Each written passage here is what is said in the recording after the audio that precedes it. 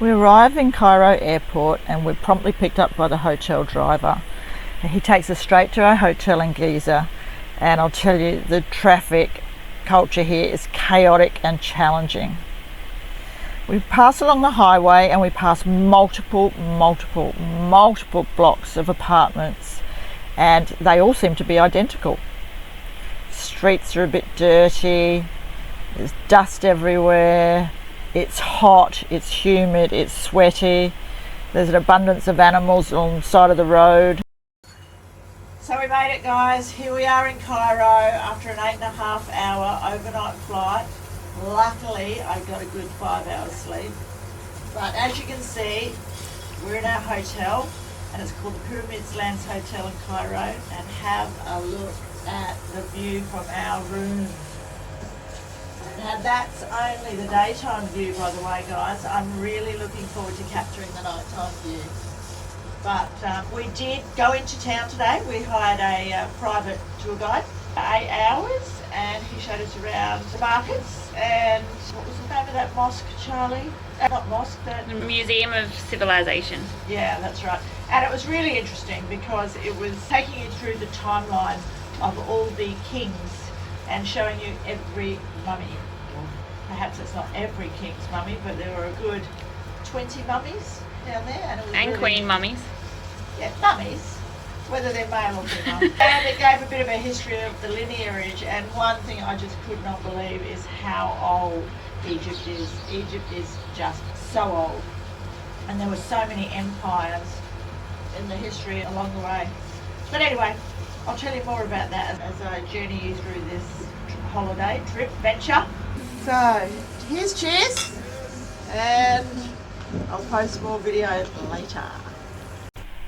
And as the sun starts to set over the Cairo skies, the night show begins. This is a laser show that they put on about 3-4 nights a week. Earlier that day, Charlie and I went to the National Museum of Egyptian Civilization. Now I can only take you into the foyer and show you some artifacts and some museum pieces, as once you get into the lower parts where they hold all the mummies and give you all the history, there were no cameras allowed.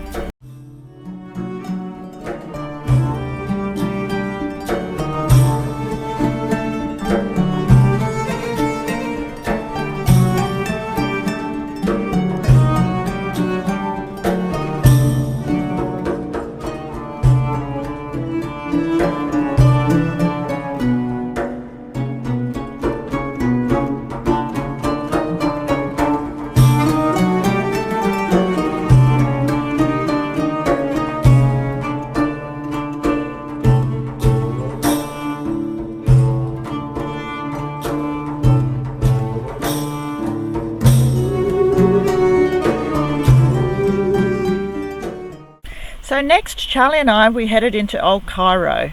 There we meandered the streets, which were pretty much markets, selling wares from gold, baskets, trinkets, statues, ornaments, all the usual stuff you would tend to find in a market.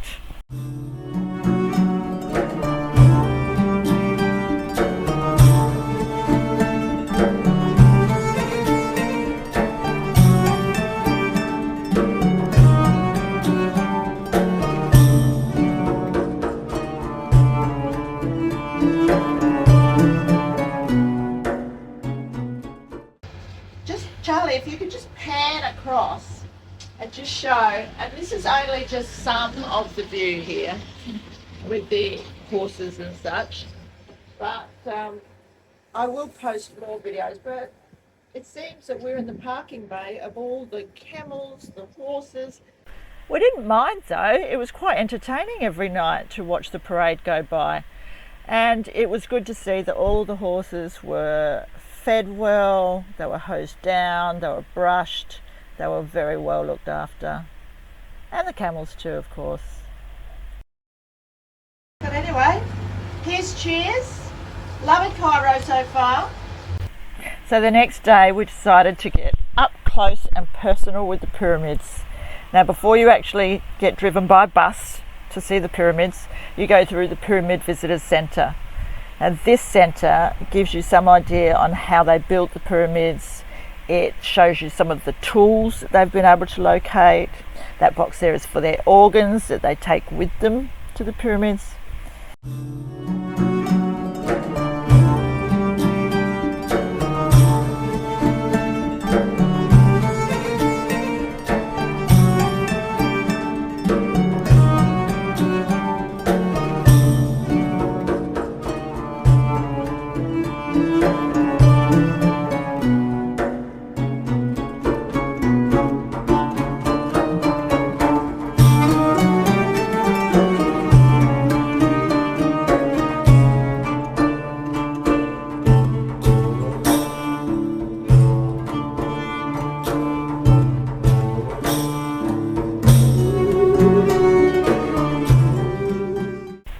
Camel ride or cart ride or horse ride, anyone? Now that is a picture of the size of the stone of a pyramid. So we head off for lunch to a traditional Egyptian restaurant, and tourists arrive by the busload. After lunch we head off to Saladin Citadel. Now this is pretty much a fortress surrounding the Mosque of Muhammad Ali. Not the boxer Muhammad Ali, but the ruler of Egypt from 1805 to 1848, and he was considered the father of modern Egypt. He built this beautiful mosque inside the citadel walls.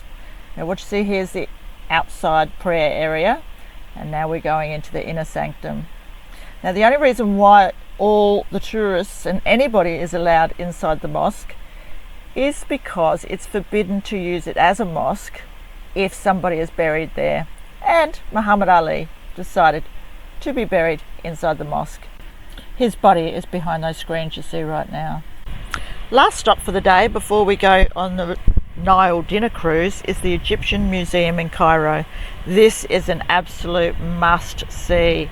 You could spend hours in this museum just checking out all the artifacts and the gold and just learning about the history of Egypt and the mummies and what they take with them to the grave and such. But it's well worth spending a few hours here.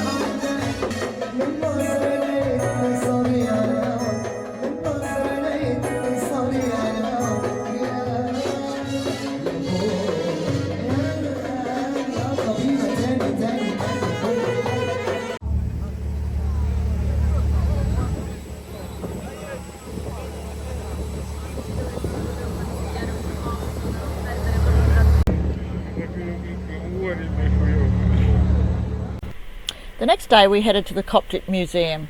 This museum is in the heart of Egypt and hails from the Christian era. It takes in many artifacts and history of Jesus Christ's time on earth, including the well that his family drank from, and the road that Jesus Christ's family walked upon, and also the 1600-year-old Coptic book of the Psalms of David.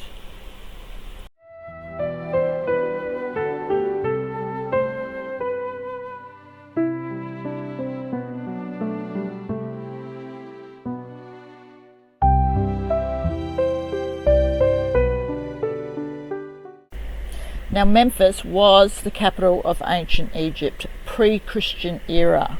Unfortunately, it took a pounding, not with just one war, 2 wars, 3 wars, but with multiple wars. And now it's nothing but a graveyard pretty much for broken statues.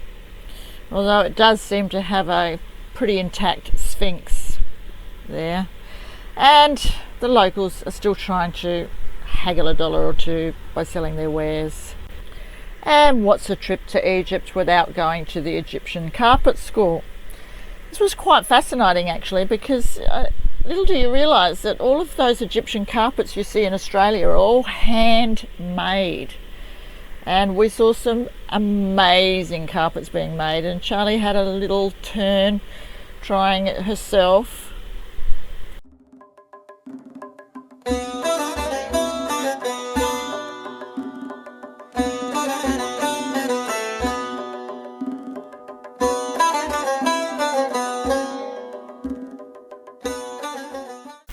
Our final stop is Saqqara Necropolis. Now this is where the oldest pyramid in the world is. It's known as the Step Pyramid of Djoser. Fortunately, they've opened the inside of the pyramid so you can actually walk through the inside of the pyramid past all these columns, and mind you, it was so cool in there. It was almost like they had air conditioning, but they didn't. It was just so cool. We walked right to the very end, and then you look down, and that's when you can see the actual tomb.